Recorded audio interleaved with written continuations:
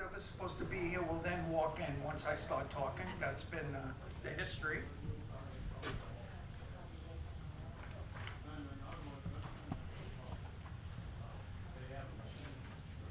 Thank you. Yeah, you got it. Appreciate it. Yep, no problem. So my name is Micheal Hecht. I was telling Rachel that I'm from Kenosha. No, I'm not. This is a genuine Brooklyn, New York accent. So it'll sound like you're listening to Robert De Niro. I've been at Scotland going on 24 years. I'm the dementia care specialist.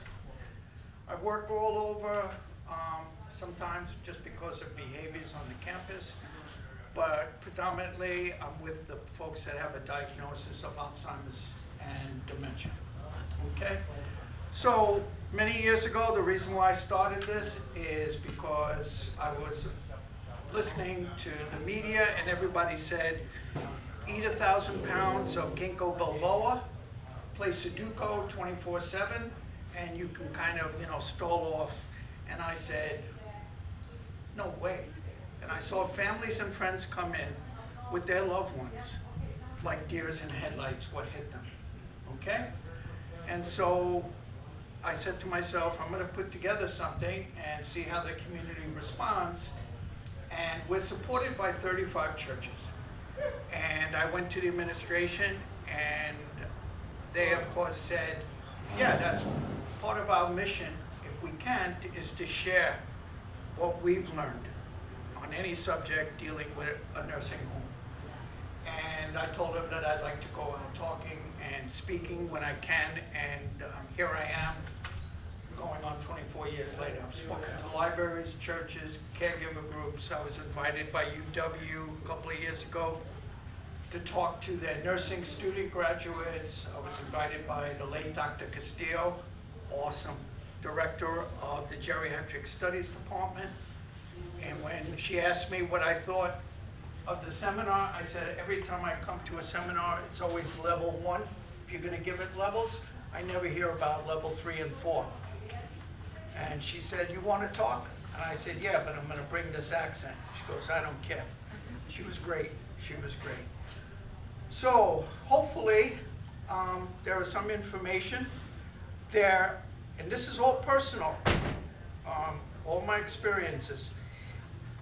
To me, there is no expert on Alzheimer's and dementia. And if someone tells you they're an expert, you put on your sneakers and you run the other way. Okay, personal. However, I gave you a brochure that I found in the library, the UW Memory Research Center. And I have to preface it with a story. I went to a seminar at Oak Park, and the speaker was a man named Dr. Sanjay Asna. And I found out he was the director for this program. And again, he said he's going back to India in a couple of months because his father was dying of Alzheimer's. This is the director. Anyway, he told the audience back then, the one thing they kind of know is if you get a shot, they can look and see if the family has genes connected to Alzheimer's. That was one thing he was sure of. Anyway, we got to be friends that day. My brother-in-law was from Pune, India, and I went down and spoke to Sanjay, and we got talking. I said, and I knew the answer, but I wanted to hear it from him. I said, Sanjay, are you gonna get that shot to see if you're predisposed? You know, like your dad has it. And he said, no way, I wanna live my life. And I knew right then and there, this is a guy I can trust with his information. The other thing about it, I sent my mother-in-law there, because she 40 years as a teacher at Lakeside High School. And she went to the wall one day and put up a piano schedule, and it was already there. And her mother had senility, okay? That was the word back then we used. So she freaked out. So I told my wife, call up, tell Sanjay, you know, your husband is Micheal Hecht, and other than hanging up, he'll make an appointment for you. And she brought my mother-in-law, and what they do is, I'll give you just an example before we go in. So Dr. Asner, or a graduate student, would say, her name is Alice, how many kids you have? And she would say, I have 4. And then he would say, any good movies you've seen recently? And she might be talking and gabbing. And then all of a sudden he says to her, Alice, how many children you have? Okay? After that, she went for 3 hours. One of the students would give her 3 hours. It's all free. It's a research. So everything is free. And it's an awesome thing. Anyway, she went. She was lucky enough to get the evaluation from Dr. Asner. And Dr. Asner said, everybody forgets their keys. Everybody forgets where they parked their car. If you see it rise to another level, call us up again. We'll give you another test. I love the UW Memory Research Center. Okay. So a gentle talk on Alzheimer's. We could skip the first page. And not to sound like Deepak Chopra, but everybody goes through an individual journey. Okay? No two people are the same. There are universals though. Okay? And we'll get into that I've seen.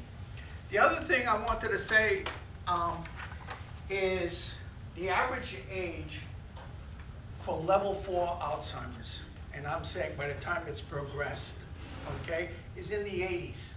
I've only had 2 people under 65. Okay, I had a 50-year-old man, and I'll talk about, and she was about 62, 63. Everybody freaks out, and this is what makes it a little differently. Everybody freaks out because all of a sudden someone has told them, yeah, the brain is an organ like the heart. None of us freak out if someone has a heart attack and you ask them how old they were. Well, he was 93, 86. Okay, you had a long life. But we freak out when it's the brain. We're not there yet. You know, we're allowing people to live longer, okay? And we're not quite there yet. And I'm saying it on a personal basis as someone who's watched the field. Yes, certain things. Everything I will tell you over the next half hour, 40 minutes, has nothing to do with you, your family, or friends. It's all about the person with the diagnosis, okay? And I'll get into that's what frustrates a lot of people, okay? When people come to me, they say, you know, Michael, this person has dementia, this person is blind, this person is quadriplegic.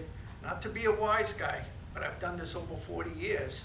I look at them with my Brooklyn, New York accent and tell them, what's your point? You put the disease or the diagnosis behind their name. If you put it in front of their name, and you're always defining them through the disease. Put it behind, it's just one part of them. Michael wears glasses. It's not glasses in front of my name, okay? Let's go on, ability to walk safely. One of the universals that we see, especially with men, is the ability to walk, okay? One of the things we find calming is people with certain dementia or Alzheimer's want to walk. And it probably releases those endorphins. I'm not that bright, so it took me into my 40s and said, how come I feel good after taking a walk? And then someone, Mike, it's endorphins and all that. And I said, oh, cool, okay? So we have a circled hallway at Scotland. And speaking of Scotland, I told the administration from the get-go, this is not a commercial for Scotland. So I want you to understand that.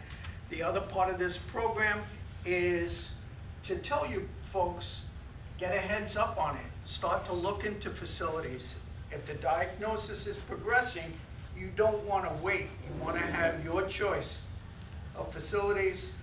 I remember many years ago when I worked in Denver, all the rage was small nursing homes. Everybody said, oh, small nursing, they'll get more attention. What they weren't told is the larger nursing homes have nurses 24/7, which means if you're in a small nursing home and 2 o'clock in the morning there's a health emergency, the families are going to get the call and have to make decisions without even being there. In a larger home, the nurses make the decision, and then it's up to you, your choice, okay? So, I don't know, people, if you're caregiving, you could do walks, just be careful, energy levels, okay? And I'll talk a little bit as I get around. People ask me about, Mike, can we go on trips and go to a restaurant and all that, and I'll cover that. So let's go to number 3, everybody. So a dining experience, and this goes for a facility, but it goes for the home, okay, is really simple. If the person is eating spaghetti, you put a fork out. You don't put the knife, the spoon, the fork. You don't clutter the area. You don't try to have them make a choice. You just put everything what's easy. Remember, they're eating the spaghetti, not you. And the same goes for your siblings, your friends, anybody that's not too familiar, don't make them. The other thing, while we're covering it, and if I repeat myself, I apologize, but it's really important. Any families or friends that come over to the home, the apartment, or the nursing home, you make believe it's the Army. You tell from the littlest one, grandchild, all the way up. You tell them, you give your name, your rank, your serial number. You know what drove me crazy in the beginning? Grandpa, you know who I am? Uncle, you know who I am? Dad, you know who I am?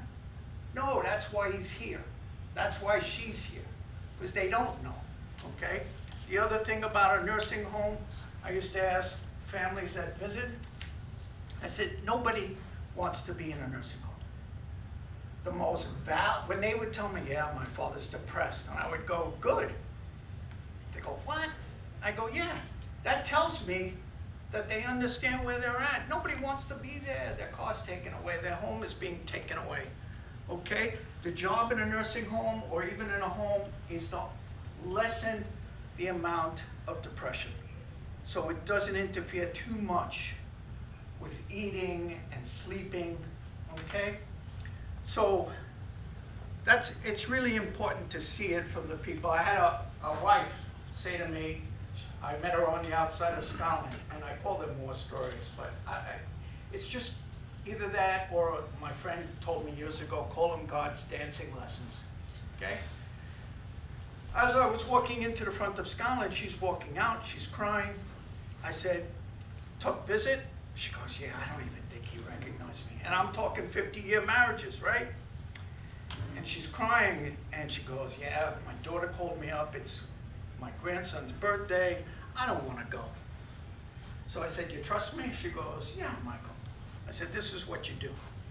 Go home, go to your bedroom, have the biggest cry you can. After you have the biggest cry, call up your daughter, and you say to her, what does he want for his birthday? And you go there. I said, because that is what Joe would want you to do. Okay? That is the deal. Life goes on. Okay, and I'll talk about that. Okay? My father kept saying for a year and a half during his hospice, kept telling my sister, who was the primary caregiver, 12:30, 12:30. And my poor sister kept saying, Dad, it's only 8 o'clock, or it's only this. Anyway, he died on December 30th, her birthday, 12:30. My mother came to me and said, what do we do? And not for anything, but I've spent years with people that have lost, and I said, what do? We go to Dairy Queen, and we get an ice cream cake, and life goes on. And that's how we do it, okay? We're terrible. We're great at birth, we stink at death here, and that's the deal. We just stink. Less than a third of people in nursing homes, they did research years ago, get visits. Okay? Nobody wants to know that we're not here forever. Okay? All right. So, setting a better, whatever you have to do to make them comfortable. Okay? The other thing is, don't be shy about making it into a sandwich. Make it finger food. Anything that they can work with. Okay? Communications. This is, to me, one of the things that I really, people watch me do it, because to me, it's awesome. It's very important, the communication. So, when you approach your loved one, okay, make them look at you in the eyes. If they're looking down, I don't care if they're in a wheelchair, I don't care if they got cerebral palsy. Either you get to a level where you're eye to eye, or they raise their heads. Because it's human being to human being. We're communicating, okay? And so, what I've noticed, I remember talking to a group of pastors, and the pastors would come in, and the resident was once part of their congregation. So they would come in, and here's Harry sitting here on memory care, and the pastor would kneel down and look up. Yours truly would walk over with a chair and say, do me a favor, Pastor, sit in a chair opposite Harry. These are not kids. These are adults. Look them in eye to eye, okay? He's put in your path, Pastor, not you in his path, okay? So I always told people, I was the first unit. When I was working at Scotland, I went to a seminar in Old Brick Gardens. And I was sitting at a table with other people from memory cares, and the woman at the podium, something came up and she overheard something and said, are you Micheal Hecht from Scotland? I go, yeah. She goes, I heard about you. You take people off the unit. Because over 20 years ago it was locked. We still lock it, but for safety. But back then they locked it because it was easier. And the first thing I did is I integrated the folks. I said, they're not staying on here 24/7. I took them up and they ate meals with everybody else that's in the Scotland campus, okay? The second question at the seminar they asked me is, what kind of paperwork did you have to write up for your administration? I said, I didn't have to write any paperwork. I said, they saw with their facial gestures and their willingness to come up. And I'll just finish it with this. And also, I was educating the staff, okay? Because most of them are very young. And they freaked out because one of my patients was walking down the hall away from the dining room. So I thought maybe she fell. Anyway, she was just walking down, you know. I called her, she turned around, she came right back. I got her seated and I walked over to the two staff women and I said, listen, the only person that you should be afraid of escaping from here is me, okay? So that's what we're dealing with these people, and they're dealing with less, okay? Give precise directions, make them short, make them understandable, no whispering. Don't get frustrated with repeating things, and if you do get frustrated, that's on you. So you write it down, you make it legible, and you give it to them, whether they can read or not. But you say, hey, here it is, okay? This is huge, number 5, everybody. This is huge, okay? This, I can't tell you, and it goes for anybody that is lost, okay? Especially Alzheimer's and dementia. What word do they hear 24/7? No, you can't do that, okay? Put that down. Or they don't even know that it's been taken away. Here's an example I use. I got a call over the intercom to come down to the memory care. One of the patients had taken a paper off a nurse's desk, and everybody, HIPAA was declared, and everybody was getting crazy because, oh wow, she's got nursing papers. So I said, they said, yeah, Donna's walking around the circled hallway. So, you know, my wife would tell you, I don't know nothing about anything. I know this. So I grabbed a piece of paper, wrote a little scribble on it, walked the other way, knowing I would meet up with Donna. And here comes lovely Donna. She's carrying the HIPAA papers. And I went, Donna, honey, you got the wrong paper. Okay? Severely Alzheimer's. I said, honey, you got the wrong paper. This is the paper you want. And I said, if you give me this, and then I can give you this one, right? Or something to that effect. And and simply done, and I got the paper. That was it. Wasn't a matter of yelling, raising your voice, but the key thing is, I didn't say no. You could have paper. Here. Okay? Another thing, when I said a 50-year-old, I had a gentleman, sad. The week before he came on the unit, he worked for Madison Sanitation. Okay? Like almost a week or 2 weeks. Youngest person I've met so far. They couldn't get him in his room to get his vitals and check on him and all that. So again, I was asked if I had any ideas. And I went over, took a piece of scrap paper. I said, what room is he in? And they showed me the room, and I wrote number 5 on it. And I taped it up, real high-tech stuff, right? Taped it up on the door. And then I took Joe completely around the circle talking to him. Who he was, where he's been, stuff like that. And then as we came around, I said, Joe, do me a favor, you gotta help me. I'm looking for room number 5. That's your room. And as we came closer, all of a sudden he goes, Michael, there's my room. I said, fabulous, Joe. And I looked at the nurse and I said, he's all yours. Okay? Just float with it. And if he didn't go in, and he doesn't go in, try an hour later. You know, it's not the end. I remember I had a daughter who was crying one day in a nursing home. And I said, what are you upset about? My mother has to move to another room for at least 2-3 days. They're painting her room. So I said, sit down for a minute. I said, your mother survived the Depression, World War II, Korea, the death of your father. I think she's gonna survive a new paint job in her room. Okay? These tough people. And I told you about the alternative. You can keep these papers. Let's go to 7. Snacks and liquids. People lose the ability to tell you what they need or what they want. So my attitude is, when I first started at Scotland, I had a great nurse. For 20 years we worked together. And it's 10 o'clock in the morning. And I came back, I didn't want to do anything. I'm brand new, it's first week.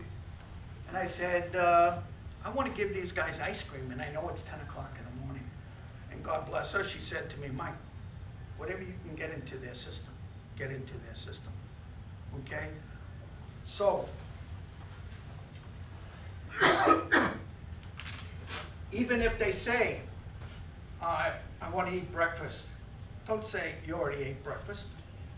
Just make them, if you know they had a full breakfast, make them a toast, make them cereal, bananas and cereal. Don't say no. Just give it to them, because then they're saying, oh, you know. I always say, set the people up for success. Don't set them up for failure. Human beings, I don't care who they are, okay? I tell people 2 things you need to work with human beings, all right? The passion of what you're doing, okay? And at the same time, raise their self-esteem. I can get a human being to do anything if I raise their self-esteem. And I've worked with people that have lost tremendous, whether it was intellect, physical, it's self-esteem. And I tell people, I said, I'm not teaching them squat. I said, early on, I said, I gotta pay attention. And I paid attention, and I learned from them.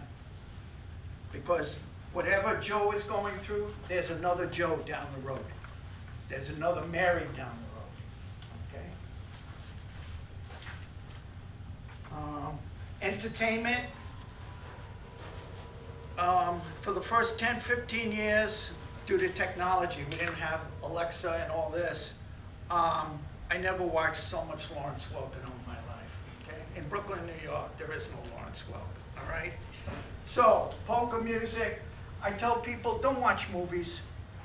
I said, there's too much to watch. Concerts work great, Frank Sinatra, Ella Fitzgerald, because it's songs, okay? And they could follow it, okay? Everybody used to bring in, I had VHSs up the wazoo from John Wayne. Oh, he loves John Wayne. Yeah, now he doesn't even know who John Wayne is. okay? And he's got to follow, she wore a yellow ribbon, okay? So it's the level, all right? So you could choose it. That's sports. Of course, you can try baseball, you know. It's hit or miss. I don't really worry about TV as much. I kind of, when I walk in, if I see staff has Dr. Phil on, that's a red flag to me. I take him right off. And I've gotten used to Alexa. Took me, I think about a year or 2 years ago, I learned how to email. Okay, so that's where I'm at. Okay, you can see when Ann said, you need anything with a ED lock, I said, no, I am low tech. I'm still with paper. And anyway, if you do, I tell people, yeah, if you do a screen and all that, you shut the lights, half your crowd is sleeping. So, guided walks, anxiety, I spoke about that. Now, one of the most important things I learned at a seminar years ago is circadian rhythm. I thought it was brilliant, and I told the speaker that, okay? Circadian rhythm, I'll explain it as if I'm talking to myself. You might know it. It's how much light we get during the day.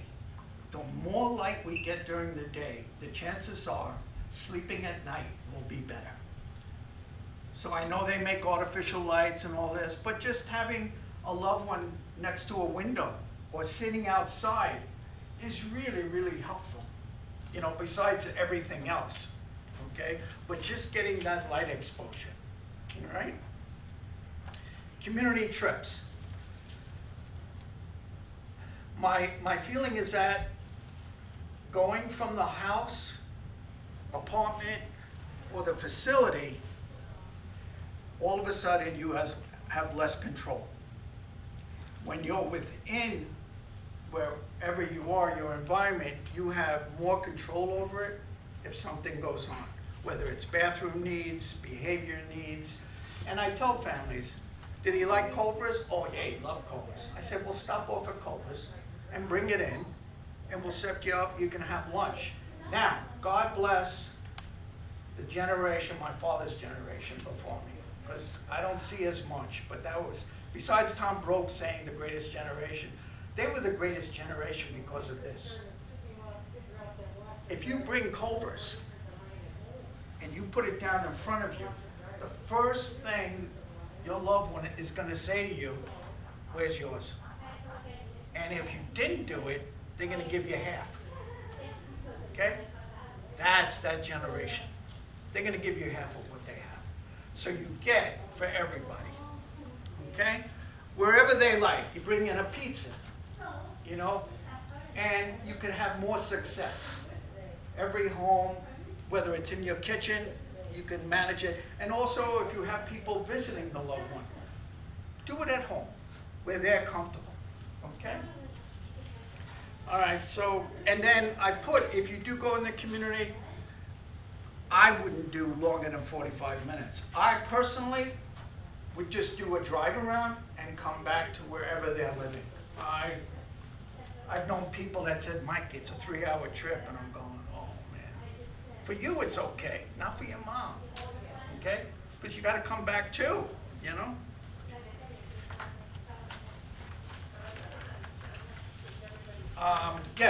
We talked about eating, number 11. We talked about name, rank, and serial number. Yeah, that's really important, man. That's, because that, they may not know how to verbally say it, but that's suffering when someone looks at them and says, you know who I am. You know, or, remember we did this. I hear remember and I'm going, and I take them aside. And I tell the families, I said, look, it's your dad, it's your mom, it's your aunt. I recommend talking like this, okay? And the families do it. Not because of anything, but they know from where I'm talking. Because I'm all about the person they're visiting. I don't really care about them. I care about that person, because they're gonna leave, you know? And they're gonna get a taste of ice cream, and then they're not gonna get ice cream for another week or two. And ice cream, I'm talking about people visiting, okay? Now, on a personal note, I think this is important. If you spend time with your loved one, wherever it is, and you leave them, don't go back into work. Sit somewhere and process it. Learn about it. See it. Don't go back into work. Okay? Don't avoid it.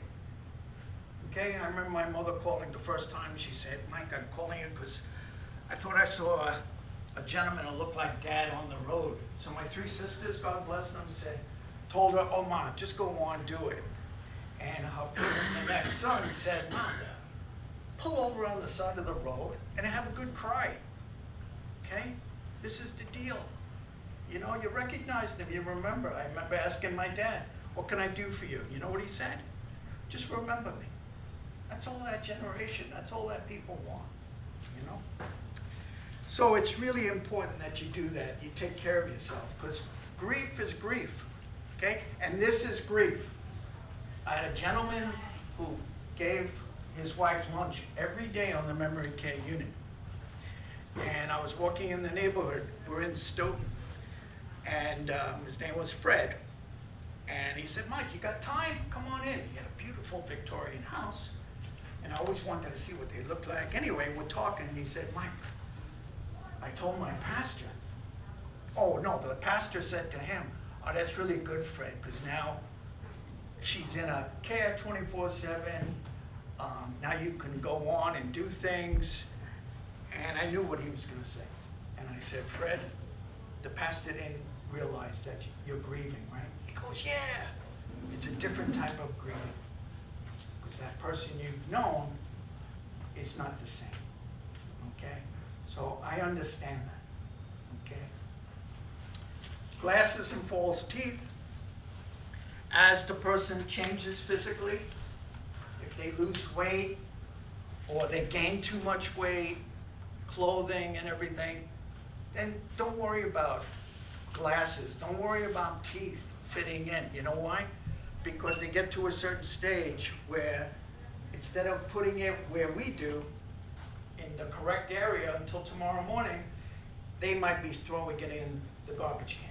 They might be throwing it in the toilet.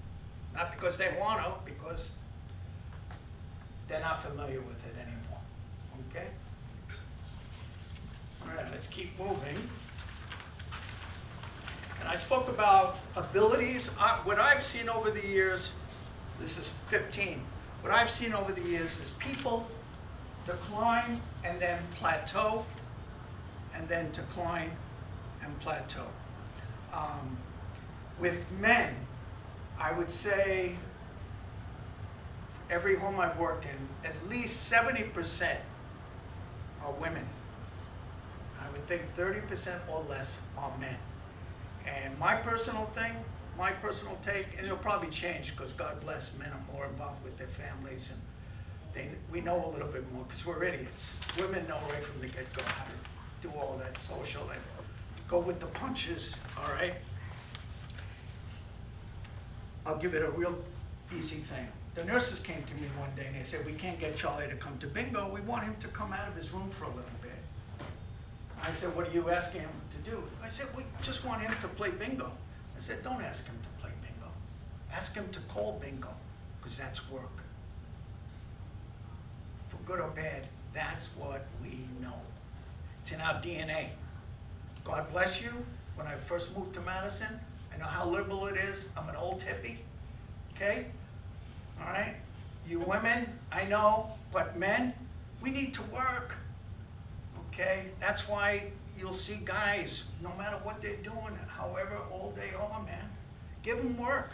Nothing could be happier for them. We just don't know how to social beyond playing tag football after 20, okay?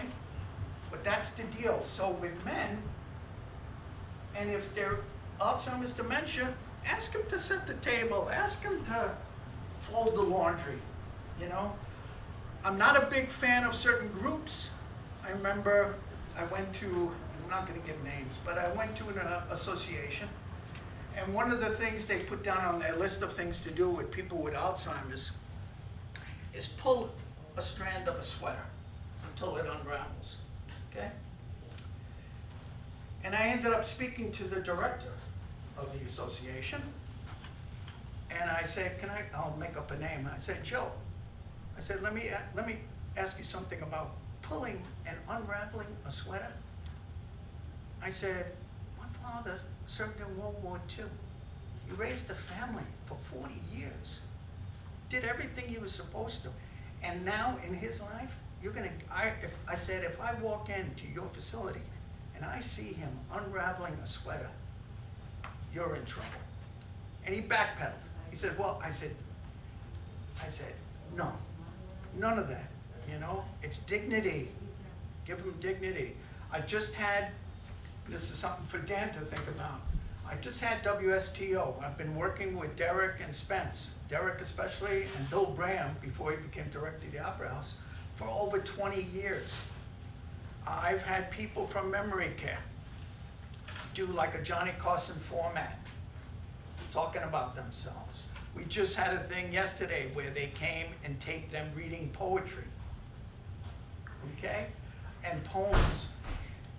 The reasons why I had the mayor come, Mayor Tim has come almost twice a year on the memory care, okay? And I tell the mayor, so it's been great. The Stoughton Library, the same way, we've had exhibits there on art, okay? When I used to go for jobs in this field, I would say, I want you to know right off the bat, I don't do macaroni on cigar boxes, okay?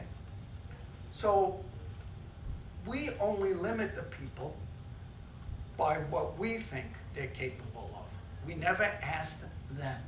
The other thing about it, whatever level they're at, and nursing homes, is by the time the person comes to a nursing home, whether it's Alzheimer's, dementia, or just aging, they started off as patriarchs and matriarchs. They were sitting in box seats at the ball game. Okay? By the time they come to the nursing home, they're in the bleachers. And all of a sudden, after 20 years, they're asked, what do you think? And they don't know how to react. They haven't been asked this in 20 years. Okay? So start asking them so that they get closer again to the box seats. Okay? Respite care. If the person is at home, and I'll just say it like this, I'd rather use things that I've watched. I had a daughter come with her mother to this talk, and it was very tough. The husband and dad was, you know, advanced in Alzheimer's, and she just was 24/7, the mom. And the daughter said, Mike, how do I tell her that we'll watch Dad go to Easttown, go get your hair styled, go shopping, go out for an hour or two? And I looked at the mom and I said, that's what you need to do. Let them, that's their dad, let them care. The more we do stuff like that, you know, that's how we learn. And I tell families, when they come to the home and they see, I said, listen, the woman that did the birthday, you know, I told her to go get a cake. People forget. I say, not only are your kids now, who are in their 50s and everything, but your grandchildren, the entire family now is watching you, how you approach end of life and how to be strong, okay? Here's the best quote I've ever heard on death and dying, okay? I came back from visiting my father in hospice, and I met my friend, Herb, brilliant man, and he came out of his shop, and I said to him, two Jews talking now, we're always this way, Dad, Herb, what is the point of my father still being around? It was like 19 months, a really long passing. And he said to me, Mike, remember last year my mother passed away? And I go, yeah. I said, this is what I learned. The man had a doctorate, okay? So he learned a lot of stuff, but he said to me, this is what I learned, and I'll tell it to you. And I tell it to as many people as I can. He said, there's no more lessons for your dad. All the lessons are for you. That's the deal. They're all these lessons are for us, you know? Okay, so take the respite care. If you can, involve siblings. And nothing, and I learned this from another friend of mine who was a psychotherapist for Chicano-American women in La Jara, Colorado. And she said, there's nothing like a passing of a patriarch or matriarch to show you what the family is made of. Invariably, a lot of families, including my own, there was squawking. And it was reaction to this, okay? And so my main thing is safety and comfortable, which means that if you're thinking of taking your loved one and looking for a facility, the whole criteria is this. If your brother says to her, your sister says to you, no, we're not ready for a home, and you know they're advanced, then you ask them this question. Okay, so when mom gets up and puts on the stove or walks out of the house or apartment at 2 o'clock in the morning, you gonna be here? Because if their answer is no, then you say, okay, I got an appointment with a facility tomorrow. You're welcome to come with me. That's it. That is it. There's nothing else to say, okay?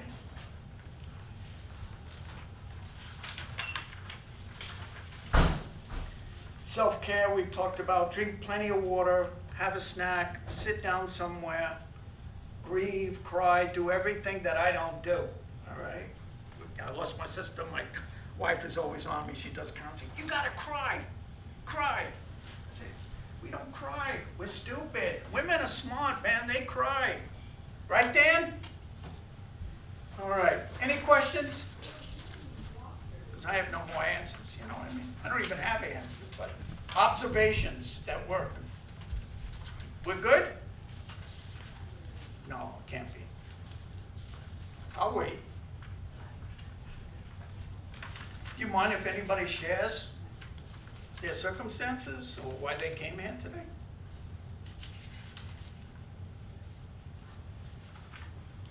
And you could share and have tears, okay? This is hard stuff. This is hard stuff. Can you share? Well, I just lost my father in March. He was 91. Yeah. But he kind of, like you said, everybody's different, but there was no formal diagnosis. Yeah. But he just kind of, it's kind of like he was the same person, but pieces of him would just disappear. Yeah. And it happened gradually over Yeah. time. But he had my mom to take care of him. And she was the buffer and she covered up. Yeah, so, but now I have a friend and he's 72 and he was recently diagnosed like 6 months ago. Yeah. And I've known him for 20 years. Yeah. And it's kind of like he's the same person, but pieces are I don't know how to explain this, but Yeah. he's having trouble. He loves to walk. Yeah. And he falls down a lot. And I don't know if it's the medication or, like you said, with men, they have their plateaus. Well, it's the coordination, the Yep. brain, you know, because Yeah. So I'm Yeah. here because I'm like, okay, my dad had my mom. Yeah. And he's now gone, and now my friend, I'm watching this on a daily basis. Yeah. Because, you know, I see him every day. you know, and I don't know his finances. That's what I was gonna ask you, if the person doesn't have, if their children are not involved with them, and in the state of Wisconsin, they don't have to be, and he has no family, and he's all alone in life, who's gonna determine when he needs to go somewhere? Because the doctor sees him like once every 6 weeks or 2 months. Yeah. But I don't feel like he's being monitored Yeah. on a daily basis. And even, with the backup from COVID and all that. But I was gonna say to you, financially, if he can afford it, I would tell him, or you can go with him and look into a walker, an exercise walker. You know, because like I said, going out, the variables, and with winter coming, Yeah. ice and Because if everything. you fall down in the summer or winter, you could. So go on Craigslist with Yeah. him and say, you know what, let's look and see how much they want for a walker. And he sets up a walker, puts his music on or puts the TV on, And so he's still involved in walking. And it's still doing something for himself that he can do. Remember, self-esteem. So if he goes out and falls, he's gonna be defeated. Right. And he'll come back and sit on the couch. He invests in a walker, you know, and you can get them cheap. Everybody, they get a, you know, and he could still do it. So I would Encourage that. encourage him, Yeah. yeah, and you're not telling him not to walk, and you're also saying, look, I'm aware, I want you to be safe, and I want you to feel safe, and especially with winter coming, it's a perfect time to convince him. I won't prolong it, but I had a couple bring in their grandchildren with them, and they were like 12, 13. And towards the end, the wife said, well, we want to take the keys away from my dad. And this is what I told her. And I said, go to your dad and say, look, Dad, I love you. I'm gonna miss you if you wrap yourself around a telephone pole.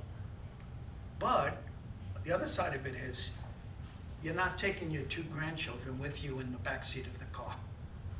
And I said, what I found with men, if you put it in family terms, they do it. If you say to them, do it for me, it'll make me feel a lot better knowing that you're not driving.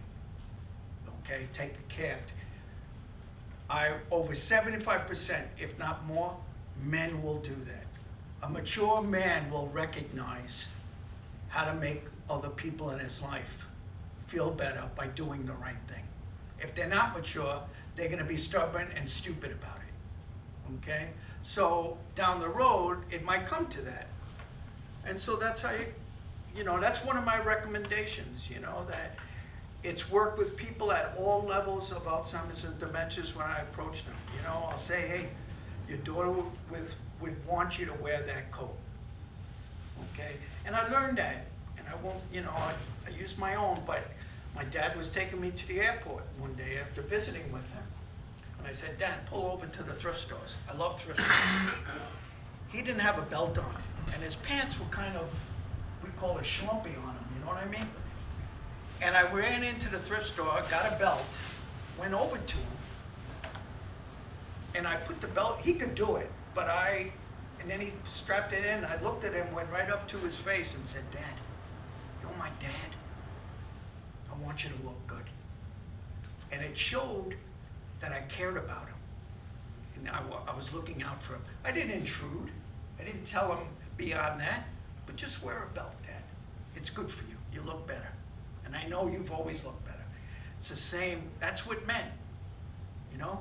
Women, you guys are great. You roll with the punches, you roll with medical needs, you know, you're there, you know, at the opening of an envelope, you can get a group of women, okay? And so that's it with men. We're isolated much more than women, okay? Women come to programs, they come to, well, you guys see it here at the Oregon Center, you know? You have to drag, you know? So, anybody else wants to share? If not, I'll thank you for coming, and thank you, Dan, and Cable I'll TV. share, but I don't want to be on air. Oh, okay. You don't want to be on air? That's fine. So we'll conclude with that.